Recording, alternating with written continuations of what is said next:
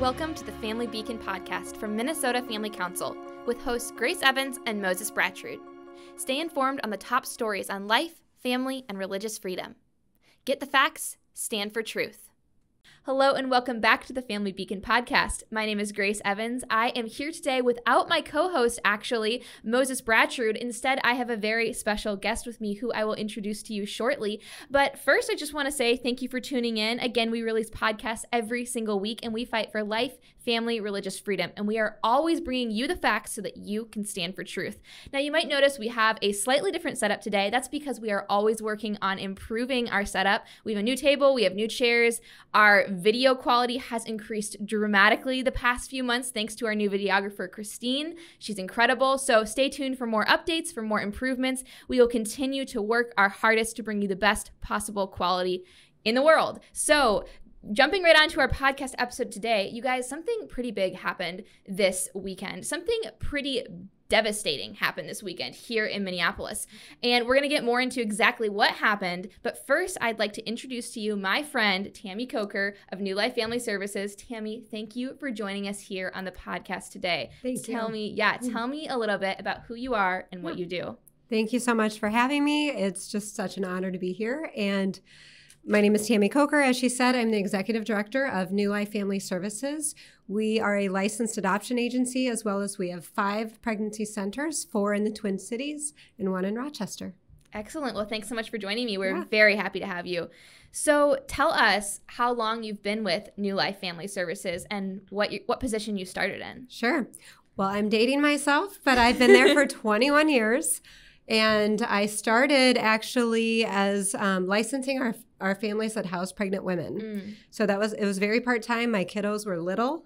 And so I've been there for 21 years. I've been the executive director since 2009. Wow, incredible. I'm so grateful for your work. Seriously, you've been an inspiration to me for years. I've told the podcast this before, but I've been becoming more of a pro-life activist the past few years and just learning more about the pro-life movement. And you're definitely one of the people that stands out to me here in our state. So it's an honor to have you on the podcast. Yeah. So tell me, if you will, about the vision and mission of New Life Family Services. I'm a big fan. Tell our audience all the details. Yeah. So really, our mission statement is to honor the sanctity of human life by assisting clients in life-affirming decisions with the love and compassion of Christ. So that's at the core of who we are. It's who we've been. We are celebrating our 50th year this year. Wow. I know, That's right? incredible. Wow. It's pretty amazing. Yes. So that's really exciting. But honestly, our goal is to provide holistic, compassionate care for women in the midst of an unexpected pregnancy and support long afterwards as well. So you mentioned 50th year anniversary. So you have a gala coming up. Is that We correct? do. Can you tell us the day, where it will be at, how people can sign up for that? So we don't have registration open yet, but it is Saturday, October 28th, Awesome. and it's at the Doubletree in Bloomington, and we are having Tim Tebow. Whoop, whoop. Well, I will definitely be there, you guys. Tammy will definitely be there. I hope you guys will be there because we need to support our local pregnancy resource centers, and New Life Family Services is an awesome one to be supporting. So, okay, let's get into more of the nitty-gritty. Tell me, so I love New Life Family Services because you guys have so many different programs, and it's very exciting to me because it totally busts the myth that, pro-lifers are just pro-birth, right? That's not true. Totally a lie. So tell me about the 3 different programs that all provide compassionate care for women, children, and families in our state. Thank you. Yeah. Well, first of all, we are a licensed adoption agency. That's our first program. It's called New Life Adoptions. And what's unique about that is we serve birth families and adoptive families all the way through the process. And we have a 2-worker model. So that's unique with adoption because what we do is we have one worker that works exclusively with the birth families, and we have a separate social worker that works exclusively with the adoptive families. So it's kind of unique in what we do. Incredible. Our philosophy on adoption is finding families for children, not children for families. So it's a subtle difference. We started adoption services because we wanted to provide every life-affirming option for women in an unexpected pregnancy. Amazing. So, what year did that portion of your organization start? We started adoption in 1980. Wow. And we have facilitated more than 800 adoptions since starting. Incredible. I just need another round of applause right there because honestly, I could applaud everything that Tammy's saying in this podcast episode. I'm a huge fan. So funny. Our second program is our First Care Pregnancy Center. So we have 5 locations, 4 in the Twin Cities, 1 in Rochester. This is our storefront where we serve those facing an unplanned pregnancy. We do pregnancy testing, ultrasounds, decision-making counseling. We have licensed social workers on staff because a lot of the families that we serve are struggling and need additional resources. And so we have licensed social workers that can help them work through that. Our largest program within First Care is our Every Family Parenting Program. And like you said, we are not just pro-birth. Facts. We are pro-long-term. And so our families can actually be in our program till their youngest child is age 5. Wow. Yeah, we're very proud of that. Incredible. Yes. We are really in it for the long haul with our clients. And then our third program is our Conquerors Abortion Recovery Program. 1 in 4 women will have an abortion in this country by age 45. And for a lot of people, especially in the church, they're hurting and they're broken, and all they see this as is a political issue. Yep. And they don't know that there is holistic care, compassion, and love and grace that is there for them as well. Wow. That's so important. It is so important to stand with women. I mean, there's so much grace. There's so much grace. Yeah, the cross covers all, and it is amazing and beautiful. So kind of as a follow-up to this, our Attorney General, Keith Ellison, we talked about this on the podcast. He blatantly lied about pregnancy resource centers over the summer. This was in August. He released this, he called it a consumer alert. Consumer alert. And he was trying to tell Minnesotans that pregnancy resource centers are dangerous and they're hurting women. I'm not making this up, you guys. If you didn't listen to that podcast episode, Elizabeth Warren has said similar things to this. Yeah. I'm going to go ahead, Tammy, and read you a quote from his consumer alert. Yep. And then I just love to hear you respond to this because we know that these allegations are misleading and honestly outrageous. So I'm going to go ahead and read you, our audience, the quote. Tammy's going to respond to it. Yep. This is from, again, Attorney General Ellison about pregnancy resource centers, and this is a very untrue statement. He says, "The Minnesota Constitution guarantees the right to safe and legal abortion. Many crisis pregnancy centers claim to offer comprehensive health care, but their purpose is to prevent pregnant people from accessing that right, which sometimes they accomplish by misleading, misinforming, or deceiving people.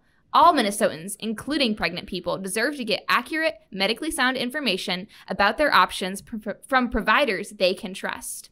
As Minnesota's chief consumer advocate and legal officer, I want to alert Minnesotans that crisis pregnancy centers often do not offer the services they claim to offer, and that the information about abortion and contraception they offer may be inaccurate or misleading." Right. Wow. Outrageous. Lies. Yep. Well, what I would first say is I think it's very irresponsible. At a minimum, it's very irresponsible. And what that statement has done is helped create an environment of hostility towards pregnancy centers so that people feel like it's okay to go vandalize, break windows and threaten pregnancy centers like ours.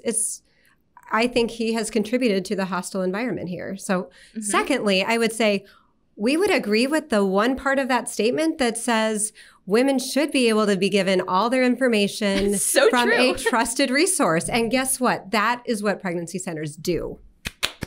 So I think what he has said is dangerous, it's misleading, and it's just categorically not true about our pregnancy centers, and it's not true of any of the pregnancy centers that I know. And if it were true, if pregnancy centers were lying to women and misdating their ultrasounds and all the other outrageous claims or telling them they're going to hell because they had an abortion, you'd be out of business. I would have a problem with that. We all should. It's not true. So true. And I mean, there's so much ridiculous stuff with this statement. But the other thing is, who's really misleading, misinforming, and deceiving people? It's actually the abortion industry. Yeah. They're the ones misleading, misinforming, and deceiving pregnant women. Yeah. And also the fact that he kept saying pregnant people in the statement, that is misleading, misinforming, and deceiving people because only women can get pregnant. So I have so many problems with that statement. And I'm grateful that New Life Family Services is out there on the ground busting this terrible lie. So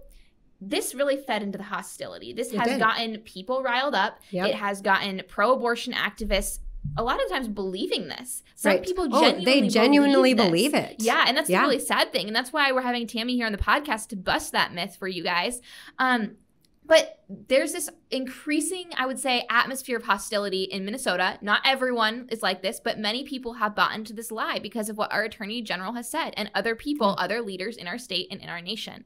So I'd like you to set the stage for me because something went down this weekend. One of your clinics is located in the Phillips neighborhood of Minneapolis. It's actually like 3 blocks away from where I live. I live very, very close.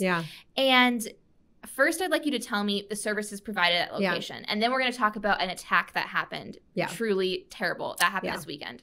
Well, can I just tell you too, like, we are so proud of this new location. Yes. We have been planning to build this center. We've been praying about it for 10 years, and it finally came to fruition. We got our certificate of occupancy this past summer, and it is a gorgeous, beautiful building in the Phillips community, a very hard-hit neighborhood with lots of challenges.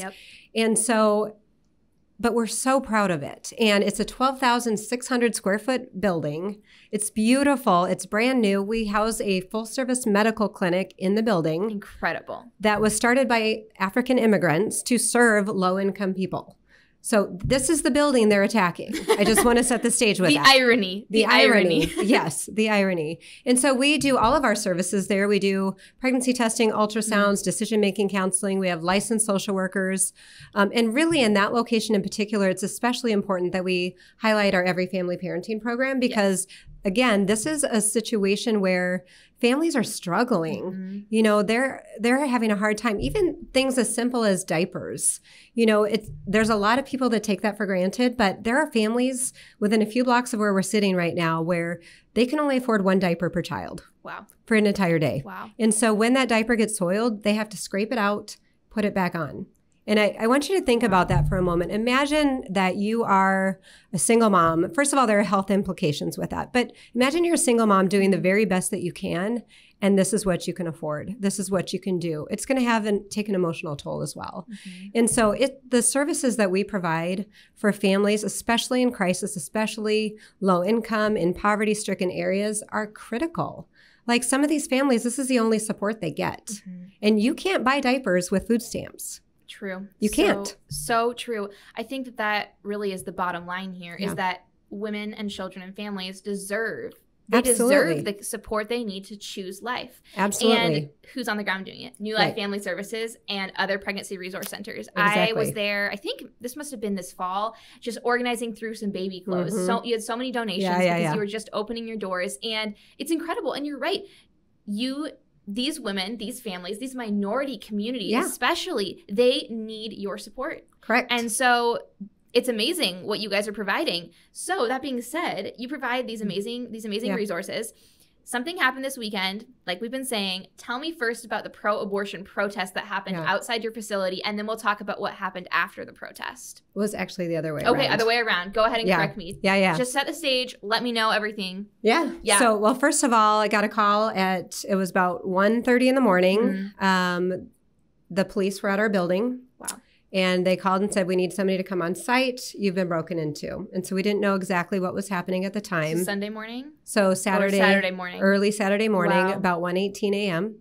Wow. And thankfully, so 2 people quickly, within about 2 minutes, vandalized the building. So they spray painted graffiti and they took a hammer and busted out 7 windows. Crazy. They sprayed all kinds of hate-filled things like, if abortion ain't safe, neither are you. Abort these nuts. It's so hard to even say. That's slang. Jane was here. That was written a couple of times as well. Jane's Revenge. We've talked about on the podcast before. Yep. So, and then 7 windows were broken. It was really heartbreaking, and it was just devastating. So you got that call, Tammy, and did you get that call and you woke up around 2 a.m.? Is that what happened? Yeah. So it's kind of interesting. I was actually in Florida. Okay. So one of my staff called me. So it was 2:30 in Florida. And I talked her through it, and we talked through things. We had somebody go over there, and then I took a super early flight, which was already scheduled, but I took a super early flight, got in about noon, went straight over there. But our staff were there on Saturday because there was a planned protest for Saturday at 1 p.m. Do tell. So, kind of interesting timing that there would be vandalism the night before a protest. Very skeptical. The protest was supposed to be across the street at PV Park, but they decided, no, let's have this nice vandalism as our, backdrop. That's a good look for them. No, just teasing. Right? Right? So there were about 25-ish people that showed up to protest our building. Or to protest pregnancy centers. Which we'll get into that too. Yeah, that's a whole nother thing. But yeah, so they showed up. They were there from 1 to 2 with microphones and being loud. My favorite thing, I have to tell you, is our security guard, Wallace. Shout out to Wallace. Shout out to Wallace. We love Wallace. Wallace is the best. And he went out there because one of the things they were saying is, no state funding for pregnancy centers. And he said, what are you guys even doing here? If you knew what they did, you would not have a problem with them. And he goes, they don't even take state funding. And one of the protesters said, yeah, we know. Interesting that you know that. Yet you're still protesting about state funding for pregnancy centers in front of our building. I'll have a question more about the state funding later because we need to get into that. But first, I really want to harp on the fact that, so you and I know New Life Family Services is this absolute lifeline for women families in our city, often impoverished, minority women. Lots of the time, single mothers are coming into your clinic. Totally. So they turn to you for no-cost care. So tell me more about how this attack on New Life Family Services ultimately is hurting women in need. Right. Well, it's diverting time and resources away from the work that we're doing every day. It's intended to scare our clients from coming in the building. It literally hurts women and children and families. It's just so disheartening. It truly is. And follow-up question, it seems to me that the pro-abortion movement knows, especially here in Minnesota, they know that you are on the front lines of this fight, protecting women. They know that you're one of the largest, oldest, most comprehensive pregnancy resource centers in the country, actually. And so they know this, and they know your life-saving work is actually a threat to the narrative that pro-lifers, again, are just pro-birth. They know that. So they're seeing you and your organization as a threat. So do you think that there are other driving factors affecting this attack, or can you speak more to that specific factor? I mean, I think, honestly, it comes back to the hostility. I think it doesn't make any sense, right? I mean, if you look just practically speaking, what they're mad about is that we don't refer for abortions. That's literally all they can really be mad about because we don't do any of the things they claim we do. Literally, all we do is don't refer for abortions. And guess what? We are upfront about that with our clients. So nobody's being misled. Nobody's being deceived. They're being supported and cared for.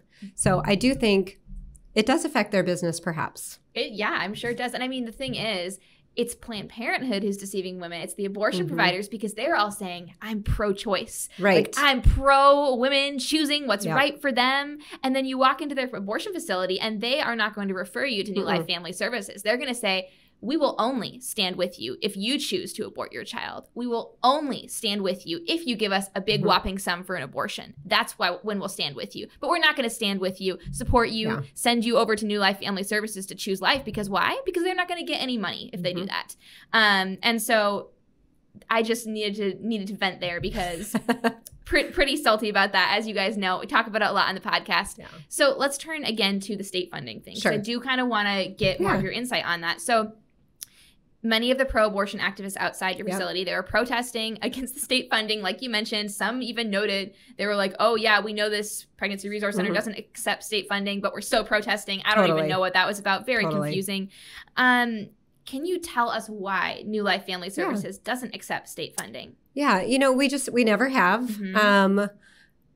It can come with red tape and things like that. And we want to do what God has called us to do. To serve women the way that we want to serve women, to care for them, to provide holistic care. And, we have amazing donors who step up and support us. And so we've never needed it. We've never wanted it. And that's not to say that other centers shouldn't take it. I'm not saying that at all. It's just the choice that we made a long time ago. And I know that there are centers that do take the Positive Alternatives grant that's about to be cut. Yep, I was about to mention that. Mm-hmm. And they do amazing, great work. Yeah. One of the centers that's very close to one of our centers in St. Paul, they do prenatal care. Awesome. And not only do they do prenatal care, they do prenatal care for a very low income population. The same women that without their services would be delivering in the ER. Wow. Like that's the work that they're doing. And that's what they're trying to cut from organizations like ours and other, the other pregnancy centers. I think you're absolutely right, Tammy. I mean, it's not wrong to accept that state funding, but we've talked about this on the podcast, I think 2 episodes ago. Yeah, our state right now, very radical legislators, they are trying to get rid of that grant. And so what's going to happen is some pregnancy resource centers are going to be hit hard by that because they do accept that state funding. Yeah. Now, New Life Family Services, thankfully, isn't going to be hit by that because they are totally 100% donor funded. And again, guys, they're a big pregnancy resource center. They have multiple locations. They have multiple programs, those 3 main programs. And this is not going to affect them, thankfully. That doesn't mean that what the state of Minnesota is doing is right. It is absolutely wrong. Right. Pregnancy resource centers do deserve funding, state funding specifically. But I think it's cool. You're kind of wise. Yeah. I would say that's a wise decision on your behalf. Yeah. So back to your Phillips location. Yeah. Tell me about your plans to stay open in that minority community. Yeah. Well, it's not going to dissuade us. We're going to keep going. We were there all day Saturday. We boarded up the windows so that we could stay open. We actually had a group from North Central come over and clean off the graffiti. Wow. It was so sweet. Wow. So we still have a little bit of the graffiti that's still up there. And then the windows are boarded up. It'll take a few weeks, but we were open on Monday. That's awesome. We're not closing. We are here to stay. We expect challenges, especially in a community like Phillips. We've been around for 50 years. We're not going anywhere. Love to hear that. That's great. And if you need more help cleaning off the graffiti, I'm actually the president of a pro-life club at my school, which is Bethlehem College. It's right down the street. Yeah. So let me know. Absolutely. We would love to come help you guys out. And we'll actually be touring your pregnancy resource center, I think, in like 2 weeks. So excited for that. Yeah. Okay. So this has been so insightful for our audience, so insightful for me. How can people learn more about your work and how can they support the incredible work of New Life Family Services? I mean, easiest way, of course, is on our website, newlifefamilyservices.org.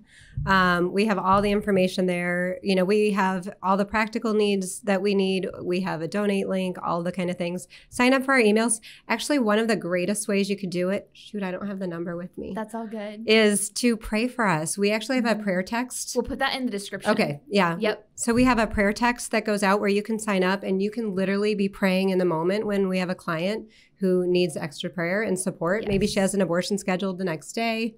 That's a huge way. I mean, we love that. Because it's our 50th year, one of the things that we're doing this year, which is really fun, is called 50 Stories of Hope. Oh, cool. And we are sharing a client story from the past 50 years every Tuesday for the whole year. Wow. And that's on your email list and on social media? Yep. Okay. And on our website. You can see actually all the 10, I think it's 10 we've posted so far. It's really fun. Incredible. So incredible. And what are those 3 ways? I think you said there were 3 ways people can tangibly yes, help. We just did a video to talk about, because so many people are reaching out, thankfully, with all of the protests and stuff like that happening. And 3 specific ways that people can literally support our clients is number 1 is to provide hygiene items. We created an Amazon wish list just for hygiene items because a lot of the families we serve have unstable housing. So things like hygiene items become a huge challenge. So important. So we give them hygiene kits. Number 2 is gift cards that go directly to our clients. Good. So if they've applied for assistance or something like that and need a little bit extra support while they are, waiting for the grant, $25 to $100 gift cards to, Aldi, Cub Foods, Target, Walmart, or gas stations. And then the 3rd way is with our regular Amazon wish list, which supports our Every Family Parenting program. Again, where clients can be in the program till age 5.